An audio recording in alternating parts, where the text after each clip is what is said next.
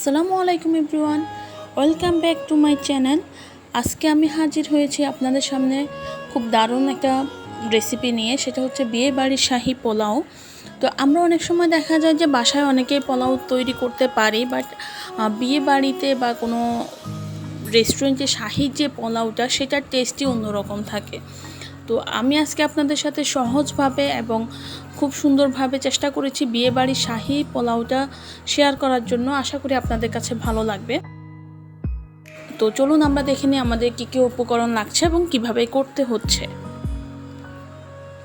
তো প্রথমে পোলাওটা তৈরি করার জন্য আমার যেটা লাগবে সেটা হচ্ছে পোলাও চাল।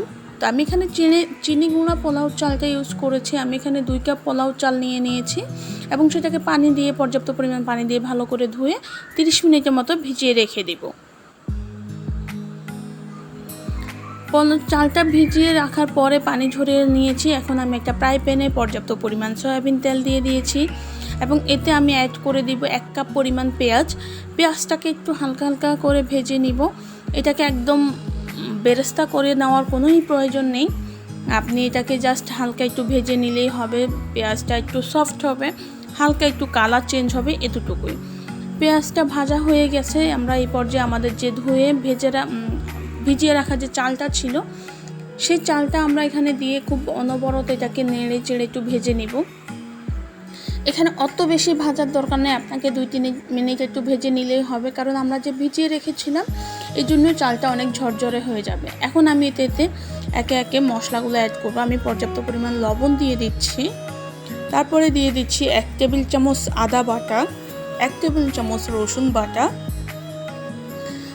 তারপরে আমি একটা করে উপকরণ দিচ্ছি এবং একটু করে মিশিয়ে নিচ্ছি। আমার চুলার হিট কিন্তু মিডিয়াম হিটে আছে। তারপর আমি এখানে দিয়ে দিচ্ছি যেটার জন্য খুব টেস্ট বাড়বে, সেটা হচ্ছে টক দই। আমি এখানে 2 টেবিল চামচ টক দই ইউজ করছি।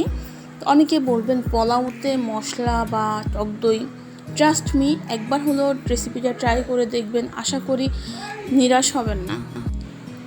টক দইটা দেওয়ার পরে এখন আমি টক দইটাকে খুব ভালো করে চালের সাথে মিক্স করে নিচ্ছি এবং এই পর্যায়ে দিয়ে দিচ্ছি গুঁড়ো দুধ, যেটা আমার পোলাওর টেস্টটাকে আসলে অনেকটা বাড়িয়ে দেবে। তো আমি এখানে দিয়ে দিচ্ছি 2 টেবিল চামচ গুঁড়ো দুধ এবং 1 টেবিল চামচ চিনি। আপনারা জানেন সবাই অবশ্যই যে রান্নার চিনিটা ব্যবহার করলে রান্নার টেস্ট অনেক গুণে বেড়ে যায় এবং ব্যালেন্সটা খুব ঠিক হয়। তো আমি এখন খুব ভালো করে এগুলোকে মিশিয়ে নিচ্ছি। মিশিয়ে একটু হালকা ভেজে নিব 4-5 মিনিট এবং এখন এখানে অ্যাড করব ফুটন্ত গরম পানি। এই বিষয় নিয়ে একটা কথা বলি, সেটা হচ্ছে গরম পানি নিয়ে আপনারা ঠিক যতটুকু চাল নেবেন তার ডাবল আপনারা পানি দেবেন। তো আমি এখানে 2 কাপ চাল নিয়েছি, তাই আমি 4 কাপ পানি দিয়েছি এবং এখন আমি এটাকে ঢাকনা দিয়ে এটাকে রান্না করব।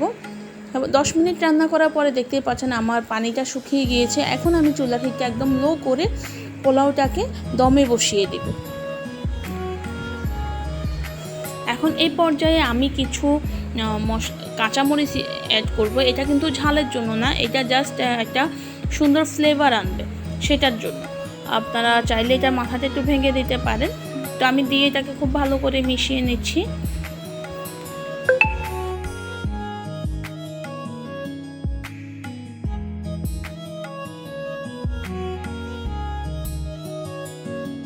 এবার আমি অ্যাড করব একটু টেস্ট বাড়ানোর জন্য 1/2 কাপ তরল দুধ।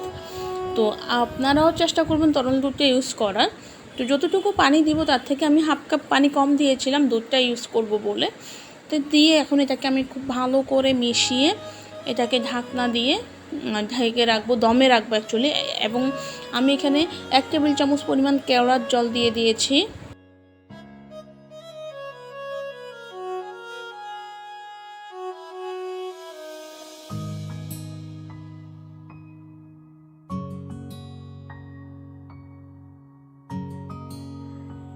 এই যে ঢাকনা দিয়ে ঢেকে দিলাম, দেখতেই পাচ্ছেন আমার রান্না কিন্তু অলমোস্ট কমপ্লিট। এখন আমি এখানে অ্যাড করে দিব 1 টেবিল চামচ বাটার। আপনারা চাইলে ঘিও ইউজ করতে পারেন, বাট আমি আজকে বাটারটা ইউজ করছি। ঘি বা বাটার ইউজ করলে টেস্ট অনেক বেড়ে যায় এবং ফ্লেভারটাও খুব ভালো আসে। তো আমার রান্না কিন্তু অলমোস্ট কমপ্লিট। আমি এখন উপরে কিছু বেরেস্তা ছিটিয়ে দিব, দিয়ে আপনাদেরকে সার্ভ করে দেখাবো। আপনারা একবার হলেও বাসায় ট্রাই করবেন, আশা করি আপনাদের কাছে ভালো লাগবে। আর যদি ভালো লেগে থাকে তাহলে অবশ্যই আমাকে কমেন্ট বক্সে জানাবেন। আর আপনাদের যদি কোনো প্রশ্ন থাকে তাও আমার সাথে শেয়ার করবেন। আশা করি আমি আপনাদের সমস্ত সমস্যার বা কমেন্টের রিপ্লাই দেওয়ার ট্রাই করি। আমার ভিডিওগুলো যদি ভালো লাগে তাহলে অবশ্যই আমাকে সাপোর্ট করার জন্য আমাকে চ্যানেলটাকে সাবস্ক্রাইব করবেন, পাশে থাকা বেল বাটনটাকে ক্লিক করবেন যাতে আমি যে কোনো ভিডিও আপলোড করার সাথে সাথে নোটিফিকেশনটা আপনারা পেয়ে যান। তো আজকে এই পর্যন্তই, ভালো থাকবেন। দেখা হবে আগামী কোনো এপিসোডে নতুন কোনো রেসিপি নিয়ে। আল্লাহ হাফেজ।